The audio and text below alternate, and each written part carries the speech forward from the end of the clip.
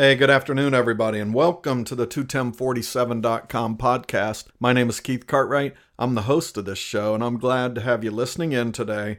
Wherever it is that you're listening, whenever it is that you might be tuning in, I'm always glad to count you as one of the listeners of this show. As always, this podcast is my attempt to run to dark with the light that I have found in my running journey, and in the stories of friends that I have found along the way and that I've got to hear and share in along the way of this running journey of mine. Many of those friends I've been blessed to run with, whether it be in races or just different running opportunities. So this really is, in a lot of ways, a running podcast, but it's not about the running. It's about the stories and the strength and, sometimes just the lightheartedness that comes out of our shared running journey. So whether you're a runner or whether you just are interested in hearing some of the stories that we runners share, this is a good place for you to be, and I'm appreciative that you're tuning in, listening today. One of those friends that I've had the chance to meet along the way is my friend Missy Blacker-Hepp, and Missy is the latest supporter of this show. She's the official sponsor of today's episode, and she did that, and she does that through the Patreon platform that I talk about on this show, and I have partnered with Patreon to allow my supporters, my family, friends, listeners, just folks who really are behind this 21047.com mission to partner with me financially. And by partnering with me financially, it allows me to add resources to the things that I am doing. It frees up some opportunities to go to different races and collect different stories. It generally just allows me to dream bigger about the number of people that we can reach with this 21047.com message. So thank you, Missy, for, again, being the latest Patreon supporter, for supporting and sponsoring this particular show today. And if you're interested, if anybody out there is interested in learning more about Patreon and partnering with me, there's several perks, including sponsoring different shows. I can run different races for you or for your cause. Just various shout outs for what you're doing to support me on social media. There's just a lot of different things that come with being part of the Patreon community and the Patreon partnership. If you want to learn more about it, you can go to 21047.com, TWOTIM47.com, click on the Support Me tab, and then you can learn more about all the ways that you can support me, and including Patreon. So today's episode, it has been so long since I've got to come on this show and talk about an upcoming race. The last race I ran was the Flying Pig back the first weekend of May, and that was the last race that I ran. So, I like to come on here, and I do share a lot of running stories for a lot of my friends and how their different races impact their running journey. And so those stories are fun to share. But, I'm a runner too, so I like to share some of my running stories as well. And it's just been too long. But that has been by plan, really. I knew after that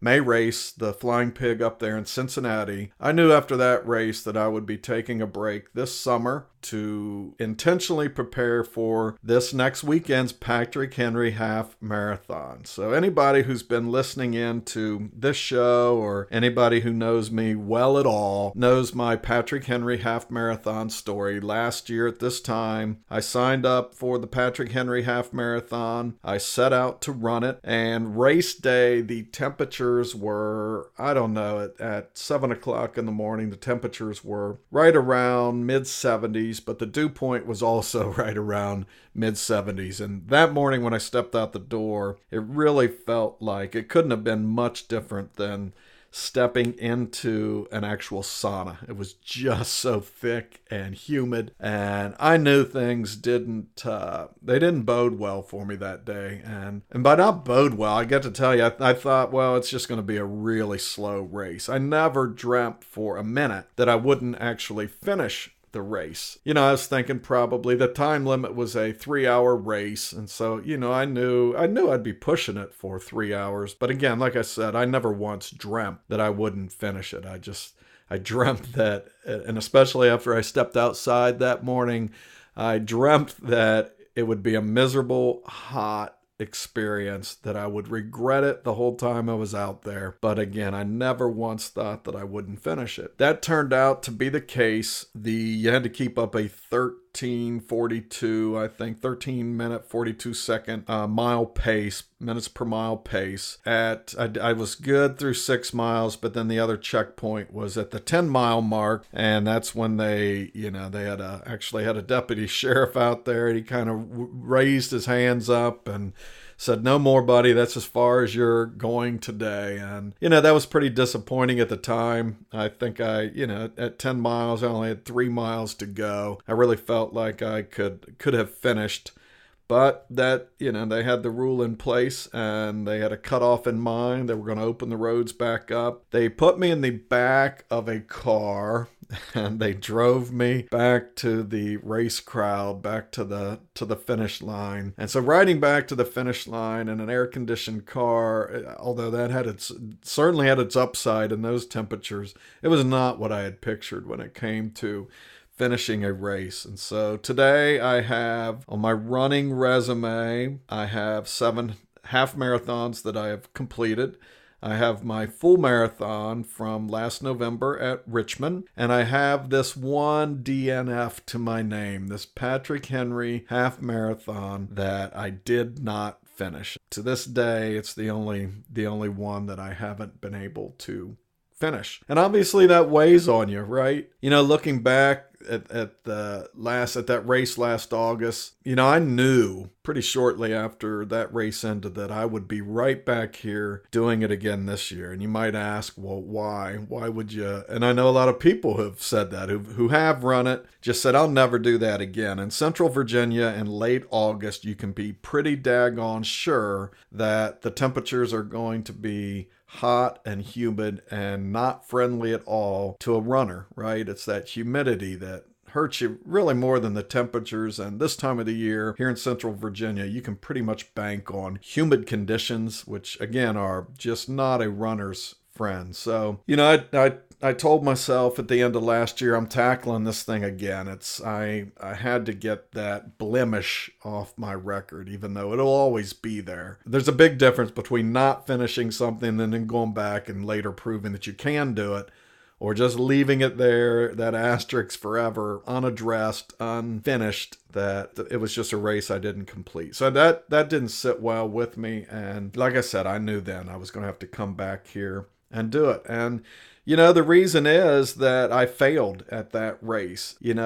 Failure doesn't always have to be a negative thing. So I'm not sitting here, if anybody who has been out there hasn't finished a race, don't get too caught up in the word failure. But it is a reality. When I set out to do something, I didn't get it done. To me, that was the truest definition of failing. So in that moment of failure, and I think it's true for all of us, whether it's a race, maybe it's a school assignment, a work project, or just an individual, 2-3 mile training run, when we fail, when that thing doesn't go the way we picture it, when we don't complete it the way it was supposed to be completed, I think we have to decide how we're going to let that failure ultimately become a part of us. How is that failure going to be attached to us?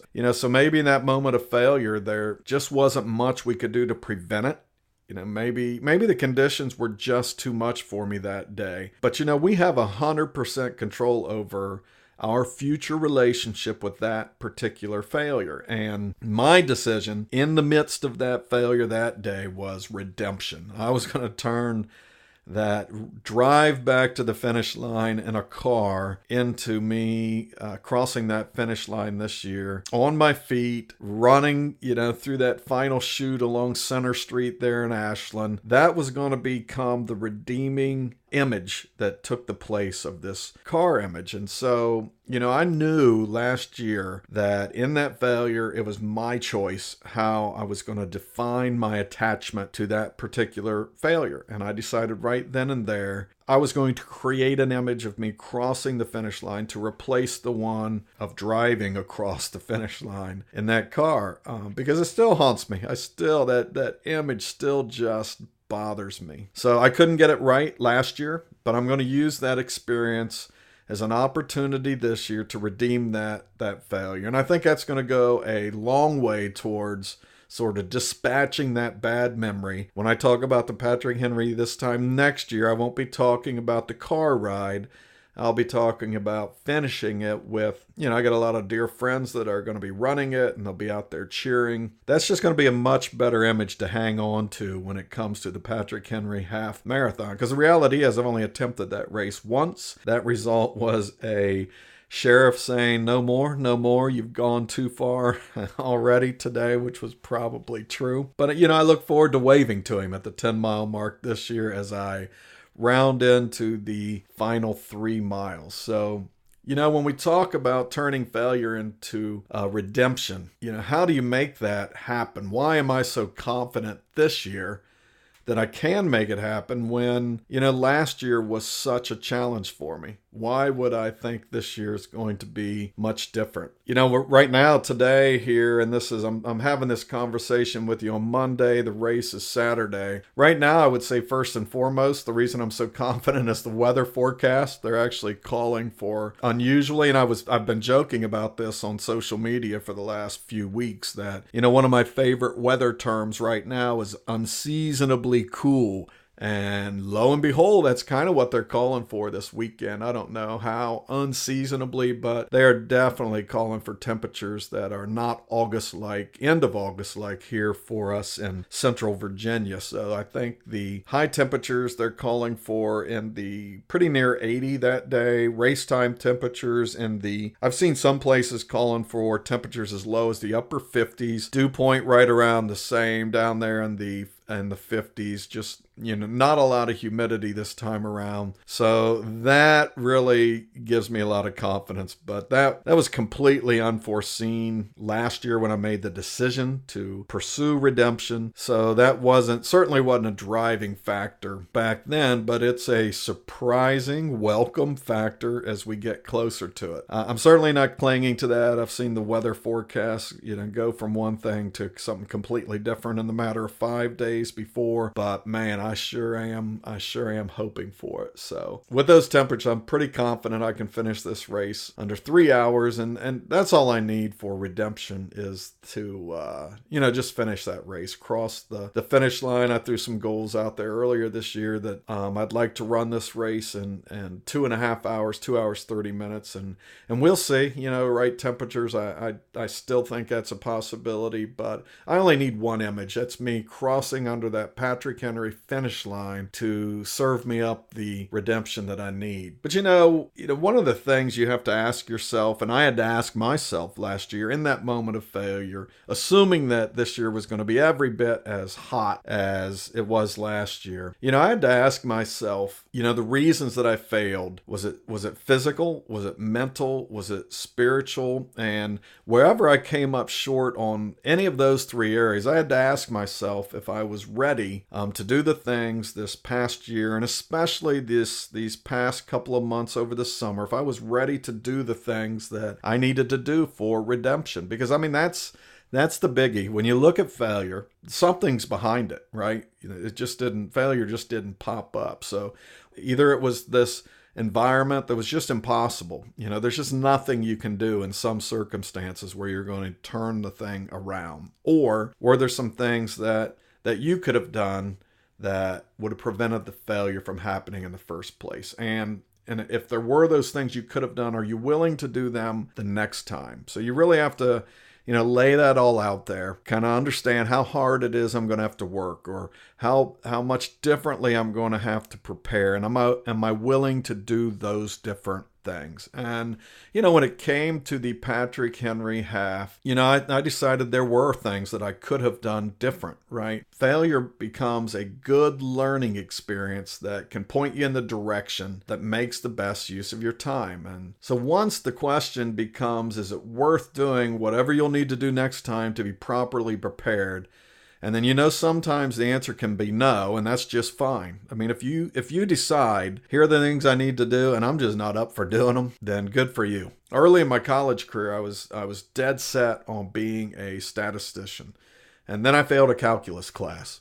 And I failed it a couple of times. And I realized a lot of things in failing that calculus class. And one is that there's a big difference in liking math and being really good at it. Because I did. I liked math, and that's kind of why I wanted to go this direction of being a statistician. I had some different careers in mind that were math centered because I really liked math, but I wasn't really good at it. At least not calculus good. I'm still, throw the math, addition, subtraction, all the sort of basics at me, and I'm good to go. I'm good as gold. But I wanted to keep liking math, but it just wasn't worth it for me to invest the time I needed to be really good at it. Right? I mean, that's kind of what it boils down to. I really liked the Patrick Henry course, but did I really want to start investing the time in it to be good enough to conquer the Patrick Henry course? And ultimately, I decided I did want to be. Going the different route with the math, right? I changed my whole major. I don't even know what I changed it to at that point. It became so many different things, but I know it wasn't math. And so realizing that I liked math, but I was never going to be good enough at it at the level I needed to be to pursue some of the careers I was interested in. That decision became life altering for me. I ultimately ended up going a completely different direction. So, had I decided that I didn't want to tackle the Patrick Henry half marathon again, that would have been just fine. I'm sure it would have led to a different route, but like I've said already, I did decide I'm up for this. I did decide that I know the things that I need to change, and I did decide I'm willing to change those things. Looking at the mental aspect of it, and that was probably my biggest failure with the Patrick Henry half marathon. I was not a good thinking runner back then.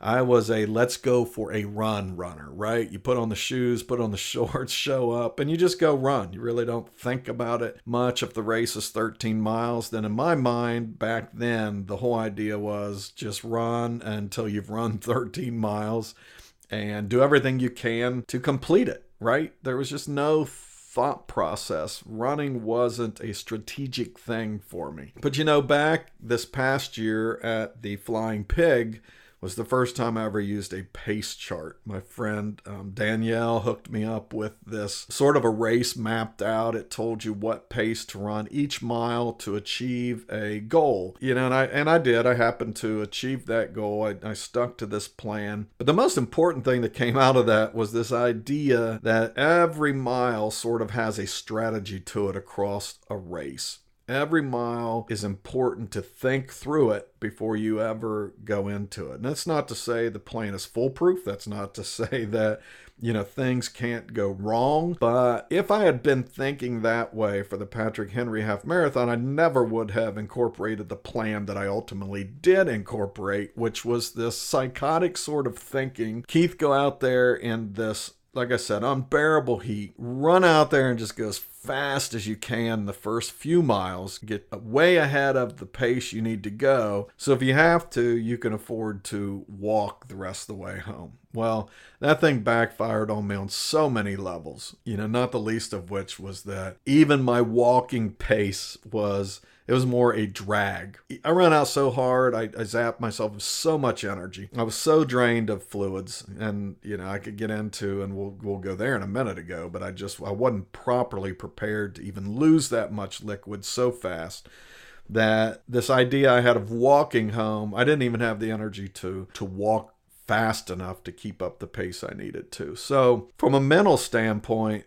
that education that I have over the last year of learning more about pace, I know this year, whatever the temperature is, I've actually been practicing the pace that I need to go the first 6 miles of this race. There is nothing putting it in the bank. My goal is to run a steady pace that will allow me to get home much, much faster than the 3-hour time limit. And I'll adjust that for the weather come Saturday. If it for some reason is as hot as it has been, then I know I have to adjust that by 45 seconds to a minute. But the main message is this time I have a plan, and it's a much smarter plan than just run out there and go as hard as you stinking can for as long as you can, and just chug it home the rest of the way. That didn't work. It wouldn't work again this year. And so, I'm glad that I've learned to think it through a little bit different. I talked about it a little bit too, about the fluids.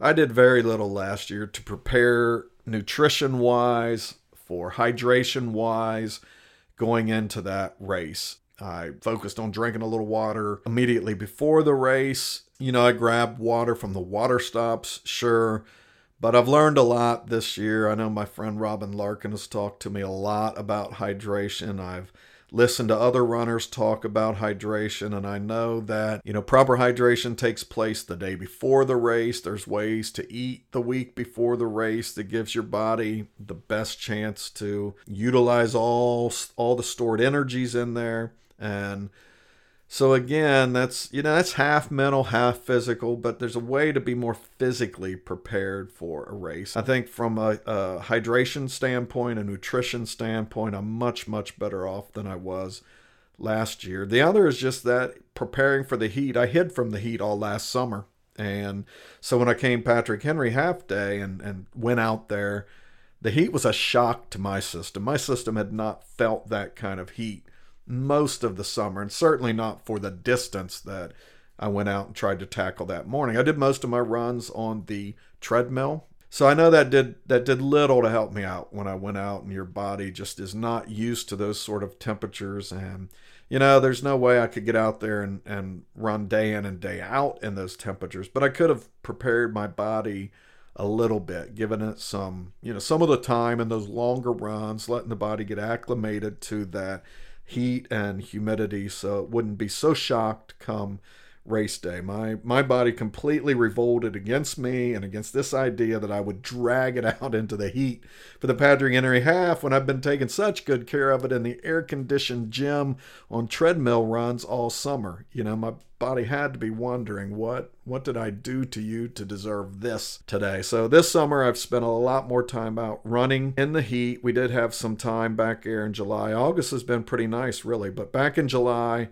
we had some really oppressive, hot, humid conditions. Just ask my electric bill for the month of July. It will tell you that there were some oppressive conditions that I got out and ran quite a few miles. I think I ended up running 70 miles in July, and most of those were outside. So I can only hope that my body is going to be a little bit more prepared this time. So I think just looking at it from that mental and from that physical standpoint, I'm much better prepared. I've got a pace plan in mind. I've got some things I'm doing this week going into the race as far as eating and drinking. I know a plan will be in place. I know my body will be much, much better prepared. I'm not an expert by any means today, so I won't be perfectly prepared from a physical standpoint, but light years ahead of where I was last year. And then the other area I talk about is just spiritually. I have really trusted since last year that much like my running journey as a whole, I've talked about it on this show before. When I crossed that Richmond Marathon finish line last year, I knew that my running journey was about to become something much bigger than just running. You're listening to it right now. This 21047.com podcast is the idea that was born that day. I'm out there running the marathon, feeling like, man, there's just something more powerful to this running thing than running itself. I want to be the vehicle to share that message, right? And so I've talked about it an awful lot about the Apostle Paul, how frequently he used running metaphors to share the strength and love of God with other people, and that's become my mission. So from a spiritual standpoint, that certainly speaks to my entire running journey. But in these smaller races, I just think there is a message to be sent by me coming back and tackling this race, gaining redemption. I think God has a plan for that story, and I don't even know what it is, really. Maybe you're getting something out of all of this so far. Maybe there'll be something you'll get out of it after I complete that race, because I'm going to. I don't know what that story will be, but I do trust from a spiritual standpoint that God has a plan for this Patrick Henry half marathon, this redemption story. So I have the faith that God is the one that pointed me away from failure and to choose this path of next Saturday. I believe when I started thinking about, am I going to do this? Do I have what it takes to go chase redemption? I believe a lot of my answer was driven by my faith in God and what he does with this running journey of mine. So I'll have that trust when I step up to the starting line next Saturday. I'm glad next Saturday's here because in the back of my mind, I've run many, many races, I guess. Maybe not many, that may be one many, too many. But, 5 or 6 races since the Patrick Henry half last year. But in the back of my mind, this race has always been there. And I know that's always going to be the case. When I was run the Bluegrass earlier this spring and the Shamrock at Virginia Beach and, like I said, the Flying Pig back in May. I had a lot of interest in all of those races, but in the back of my mind, this Patrick Henry half marathon nightmare or bad memory or failure, whatever you want to call it, I call it all of the above, has just sat there and haunted me. And, I don't know that I'll ever be able to really fully focus on another race until I go back after this one this Saturday. So I'm really looking forward to getting out there. I know a lot of local folks are going to get out there and run it. It is the hometown race, and that makes it a very cool race too. Now, I have no idea whose idea was ever to have this hometown race because clearly people know the hometown weather. And so whoever decided that doing this race the last weekend of August was a good idea, they need a good sort of, some sort of evaluation to figure out how many ideas they should be allowed to come up with. At any rate, so the finish line of this race, ironically, the part of the race I didn't get to run, runs right by the entrance of our neighborhood. And so long before I was a runner, we lived in this neighborhood, and I would watch this race every year and many times in the kind of temperatures we had last year. And I would wonder, what on earth are these crazy people doing out running in this weather? And so, you know the story. There I was last year out running in that weather. And so when I lined up last year, that wasn't lost on me. Just how far I had come, just how, our minds can shift on things, how certain events in life can lead us and prepare us to do things we never saw coming. And I promise you, when I watched those crazy fools running in 90-degree heat on a Saturday morning in late August, and I knew that it was a half marathon, I promise you there was a lot I would have bet that you would never see me doing it. But there I was. And here I am coming back after it. Of the many places I've gone to run races, the Cayman, out in Montana, Kentucky, Ohio, this one runs right by, the entrance to our neighborhood. And so I need to finish that one. Come this Saturday, that is absolutely what I have in mind to do. I appreciate all the folks who have been cheering me along the way for the last several months, and many, since they knew I was going to do this thing last year, just off and on, have pointed towards this Patrick Henry half marathon. So thank you all in advance. It has kept me fired up and motivated to go tackle redemption, and gives me the confidence that I know I'm going to get redemption.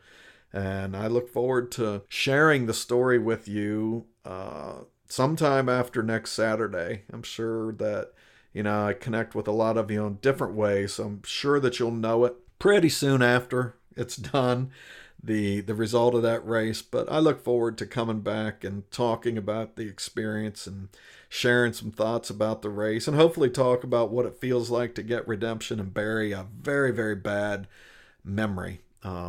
That's certainly my goal. Anyhow, I thank you for tuning in today, just listening to me ramble on. I know this is typically a space where we have guests and guest interviews, and I sure love doing those, but every once in a while I'm going to take time out or throw in an extra episode where we can talk about a particular race or a particular experience that I'm having in running. And this Patrick Henry experience just seemed like a good place to put one of those in. I hope you've enjoyed and got something out of this solo conversation today.